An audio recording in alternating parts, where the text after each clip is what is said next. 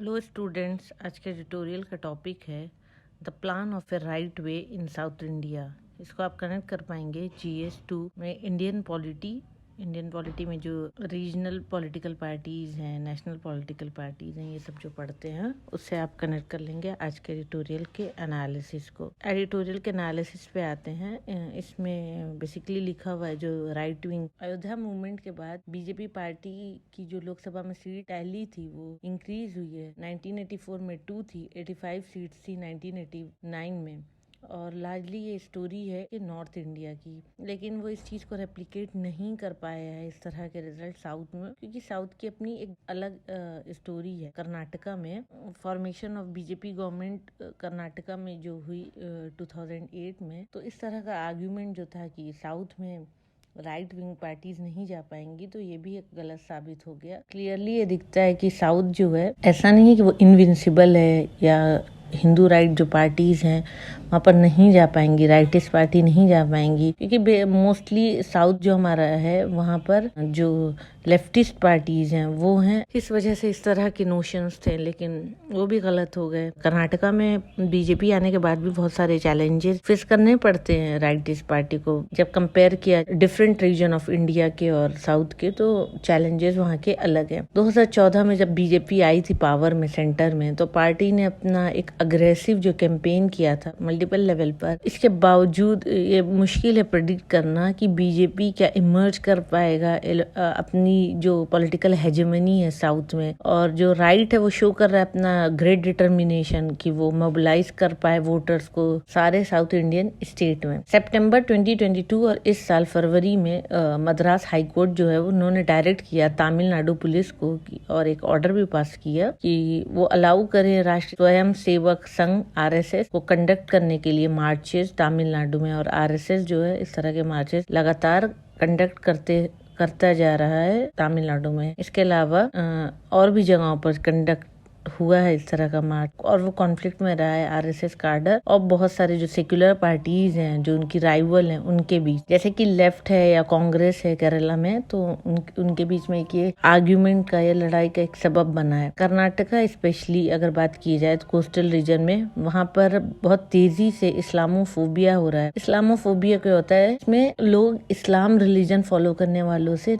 Hatred करने लगते हैं। Popular front of India PFI जो है वो अपना एलिज करता है अपना कंट्रीब्यूशन रेडिकलाइजेशन ऑफ मुस्लिम। अब ये क्या कर रहे हैं, PFI का रोल क्या है? मुस्लिम को रेडिकलाइज करना, भड़काना, बहुत सारे इंडिया के रीजन में और बहुत सालों से। इस वजह से इसको PFI को बैन कर दिया गया। सितंबर 2022 में मिनिस्ट्री ऑफ होम अफेयर ने इसे बैन कर दिया, और प्राइम मिनिस्टर नरेंद्र मोदी जो है दूसरी तरफ बीजेपी को आउटरीच करने की कोशिश की पासमंदा मुस्लिम्स के साइड। पासमंदा मुस्लिम बेसिकली जो दलित मुस्लिम है या जो पिछड़े वर्ग के मुस्लिम है, उनके अपलिफ्टमेंट के लिए बात करते हैं, और जो वो सप्रेस होते हैं, उनका जो एजेंडा है अपने सप्रेशन के अगेंस्ट है कि उन्हें मुस्लिम की जो अपर कास्ट है लोग हैं वो सप्रेस कर रहे हैं। अगर वाइडर कॉन्टेक्स्ट पे देखा जाए तो इंडिया की जो पॉलिटी है रीजन के बेसिस पे जो काफी तेजी से लोग पोलराइज पार्टीज कर रही हैं, और लोग हो भी जाते हैं अक्रॉस हिंदू मुस्लिम लाइन।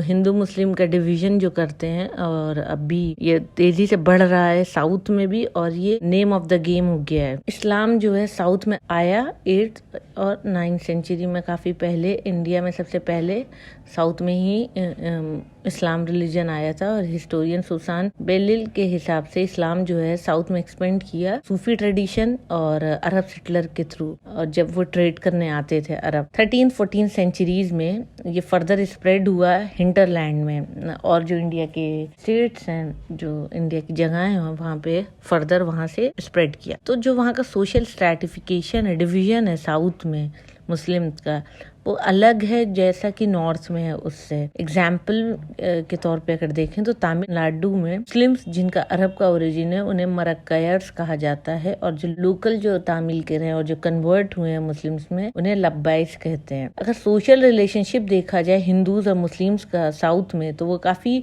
गहरा है और अच्छा है। वहाँ पे जो भाईचारगी है, रिलीजन के बेसिस पे जो डिवीजन है वो नहीं है। वहाँ के लोग अपने आप को आपस में बीट एनी रिलीजन मिलजुल के रहते हैं। वास्ट पार्ट ऑफ तमिलनाडु में देखते हैं कि मुस्लिम में जो कि अल्लाह कहा जाता है, तो वो लोग अभी भी मुस्लिम स्वामी कहते हैं। और तिरुचिरापल्ली में मुस्लिम्स और जो पीपल ऑफ कम्मालन कास्ट है उनको एड्रेस किया जाता है मानी, और मानी का मतलब होता है paternal uncle. Likewise Muslims address करते हैं पीपल को, वहाँ के लोगों को जो पल्लन कास्ट के होते हैं, ग्रैंडसन या ग्रैंड डॉटर, और उसके बदले जो मुस्लिम्स होते हैं उन्हें ग्रैंड फादर कहते हैं। इस तरह का डीपली आपस में बहुत जुड़ा हुआ कल्चरल और रिलीजियस प्रैक्टिसेस होती है वहाँ पर हिंदू मुस्लिम में, जो कि राइट पॉलिटिक्स की जो पोलराइजेशन है उससे काफी दूर है। लेकिन ऐसा लगता नहीं है कि ये और भी टाइम इस तरह के डिस्टेंसेस, इस तरह के जो पॉलिटिक्स का पोलराइजेशन है उससे दूर रह पाएगा। स्ट्रेटजीज जो अभी फॉलो हो रही है वो हिस्ट्री पे अटैक करने की, जैसे टीपू सुल्तान पे अटैक किया गया हिस्ट्री में, उनको हटाया गया, हिजाब कंट्रोवर्सी जो आई, इस तरह की और भी स्ट्रेटजीज रही हैं जो कि राइट का डोमिनेंस नॉर्थ में आया और वो कोशिश कर रहा है लगातार साउथ में जाने की। असदुद्दीन ओवैसी जिनकी एक पार्टी है ऑल इंडिया मजलिस ए इत्तेहादुल मुस्लिमीन AIMIM, ये अटैक करते हैं पार्टी ऑफ रज़ाकर। इनको अटैक किया जाता है ये कहकर कि ये रज़ाकर्स के हैं, पार्टी ऑफ रज़ाकर्स हैं। बीजेपी इन्हें ऐसे कहती है, लेकिन अगर सेक्युलर पार्टीज के हिसाब से देखा जाए तो वो अटैक करते हैं AIMIM पर, कहते हैं इस तरह से कि ये AIMIM जो है वो बीजेपी की बी टीम है, और इस तरह के ऑफेंसिव जो राइट हैं वो अनलीश कर रहे हैं बहुत तेज़ी से और साउथ में। और वो इनक्रेडिबल जो रिच सूफी की हिस्ट्री है साउथ में, वहाँ के जो मुस्लिम्स हैं, क्योंकि वो बहुत फ्रेजाइल हैं और वो वनरेबल हैं, उनके ऊपर अटैक हो रहा है और उसे प्रोटेक्ट करने की ज़रूरत। मुस्लिम जो साउथ के हैं, और वो अब बीजेपी जो है साउथ में बहुत तेज़ी से अपना पोलराइजेशन कर रही है, तो जो साउथ के जो मुस्लिम हैं स्पेशली, जो वहाँ वो अब फ्रेजाइल हो गए, वल्नरेबल उनकी सिचुएशंस हो गई। मुस्लिम आइडेंटिटी जो है साउथ की नेटिव जो आइडेंटिटी है, और मुस्लिम आइडेंटिटी को साउथ की नेटिव आइडेंटिटी माना जाता है। और द्रविडियन मूवमेंट जो था, जो स्पेशली पेरियार की लीडरशिप में चला था, 1940 के लाहौर रेजोल्यूशन में जिन्ना ने फेमसली ये चीज़ कहा था कि हिंदू और मुस्लिम्स को एक सेपरेट नेशन चाहिए। लेकिन अगले ही साल अप्रैल 1941 चेन्नई में 28th एनुअल सेशन में ऑल इंडिया मुस्लिम लीग की जिन्ना ने कहा कि ये जो लैंड है वो हमारी है, और वो एक अनदर नेशन है, दूसरा नेशन द्रविडिस्तान,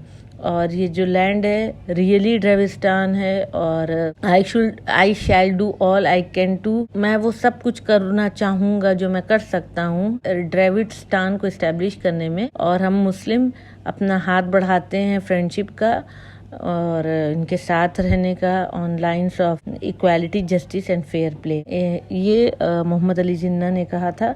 इस तरह का आर्ग्यू जो रहा है डिस्टिंक्ट ब्रांड ऑफ पॉलिटिक्स में रहा है रीजनल पार्टीज स्टैंड जो हैं, और इस तरह की चीज़ें अलग अलग जो वहाँ की पॉलिटिक्स रीजनल पार्टीज जो हैं वो अपना स्टैंड लेके साउथ में भी अपना अपना स्टैंड लेकर कंटेस्ट करती हैं, और बीजेपी जो है इस तरह से साउथ में एक्सपेंड नहीं कर पा रही है। लेकिन साउथ में Dravida Munnetra Kazhagam DMK and all India अन्य द्रविड़ मुनेत्र काज़ागम AIDMK, ये जो पार्टी है फेमस पार्टीज हैं ये साउथ की, और ये पॉलिटिकल अलायंस कर लेती हैं बीजेपी से बहुत बहुत टाइम। कई बार इन्होंने पॉलिटिकल अलायंस किया है बीजेपी के साथ। ये सच है कि रीजनल पार्टीज जो हैं वो बहुत बार हराई हैं बीजेपी को बहुत सारे स्टेट में, स्पेशली तेलंगाना और आंध्र प्रदेश में।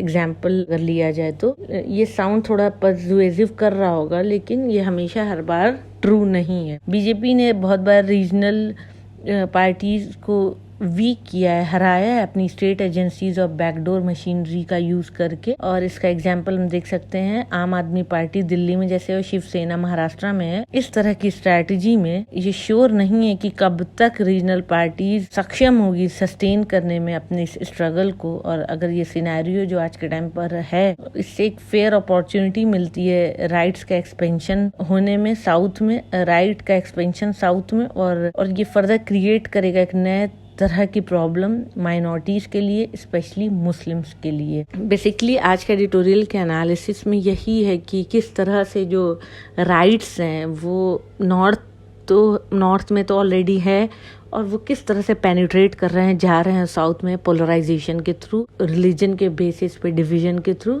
और अपनी स्टेट एजेंसीज का यूज करके वो किस तरह से, और स्टेट एजेंसीज का यूज करके अपने आप को स्टैब्लिश कर रहे हैं रीजनल पार्टीज के ओवर, खुद को किस तरह से वो स्टैब्लिश कर रहे हैं अपने आप को, और रीजनल पार्टीज कहीं ना कहीं बैक स्टेप पे जा रही है। तो इसके साथ मैं आज के एडिटोरियल के एनालिसिस को फिनिश करती हूँ। Thank you for watching my video. Please share, like and subscribe.